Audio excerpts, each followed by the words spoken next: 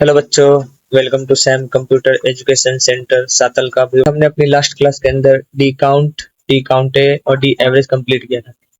ठीक है। आज उसी डेटाबेस का एक और इम्पोर्टेंट फॉर्मूला है जिसका नाम होता है डी गेट। ठीक है।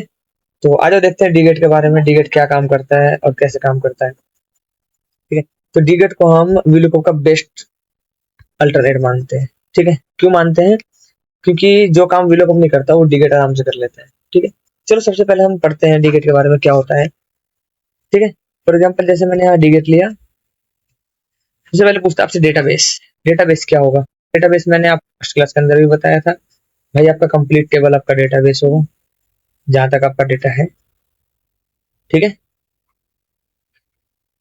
फिर आता फील्ड। फील्ड क्या है आपका? भाई देखो, आपको जिसका भी आंसर चाहिए ना वही तुम्हारा फील्ड होता है। मान लो फर्स्ट नेम चाहिए, आप सिर्फ यहाँ पे हेडिंग पे भी क्लिक करोगे तो भी हो जाएगा। फर्स्ट नेम ले लिया मैंने।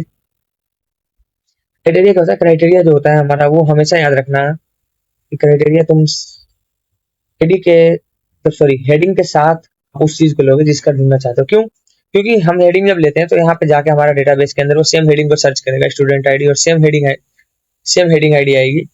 याद रखना, जिस तरीके से यहाँ लिख रही है स्टूडेंट विदाउट स्पेस आईडी लिख रही है, यहाँ पे भी सेम ही होना चाहिए, अदरवाइज वो एरर दे देगा डेटा।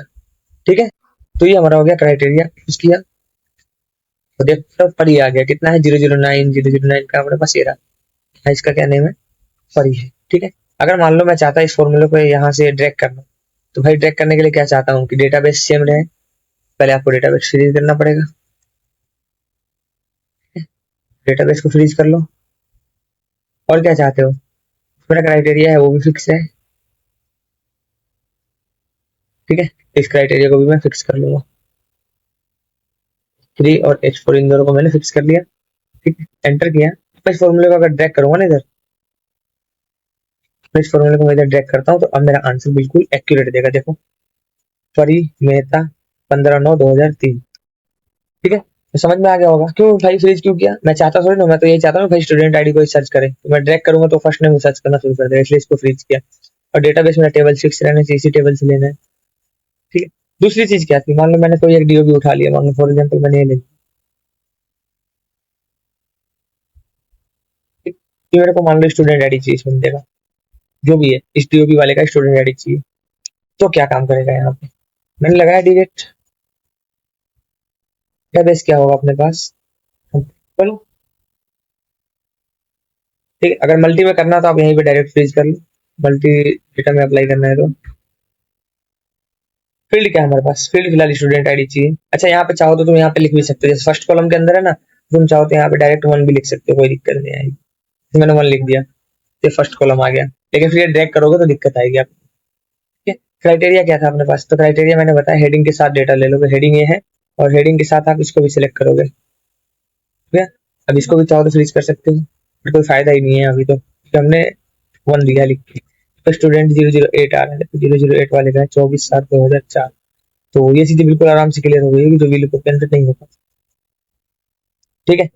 अगर मैं चाहता यहाँ पे 1 की जगह मैं यहाँ 1 ना लेके चाहता तो मैं डायरेक्ट यहाँ से स्टूडेंट आईडी ले सकता हूँ। ठीक है। तब ये मेरा आंसर आ जाता। तो आई होप कि डीगेट आपको ये समझ में आ गया होगा किस तरीके से हम इस्तेमाल करते हैं डेटा लाने के लिए। ठीक है। पता है अब डीगेट की एक समस्या क्या है? जैसे हमारे पास वैल्यू कब होता था तो क्या कहता था, मान लो अगर कोई वैल्यू हमारे पास डबल आ गई तो हमेशा वो टॉप मोस्ट को उठा के आंसर दे देता था। लेकिन डीगेट के साथ ऐसा नहीं होता। डीगेट वहां पे तुरंत एरर दे देगा आपको। जैसे यहाँ पे आ रहा है 009 है, मान लो मैंने 2 नंबर को कर दिया 009, फॉर एग्जाम्पल मैंने इसको भी कर दिया 009। ठीक है। यहाँ पे देख लो आप, आ रहा है ना एरर आ गया, नंबरिंग नंबरिंग नंबरिंग। ऐसा क्यों होता है? क्योंकि डीगेट ना सिर्फ सिंगल सिंगल डेटा पे सर्च करने के लिए बना है। ठीक है। तो देखो भाई, इसका फायदा है तो कुछ नुकसान भी है। अगर डेटा रिपीट होगा तो वहां पे हमारा आंसर नहीं आ पाएगा। ठीक है। तो इस चीज का ध्यान रखना। बाकी मिलते हैं नेक्स्ट क्लास के अंदर, वहां पे हम लोग पीएमटी फॉर्मूले के बारे में पढ़ेंगे कि पीएमटी का क्या काम है, किस तरीके से हम ईएमआई कैलकुलेट करते हैं। ठीक है। ओके। तब तक के लिए थैंक यू।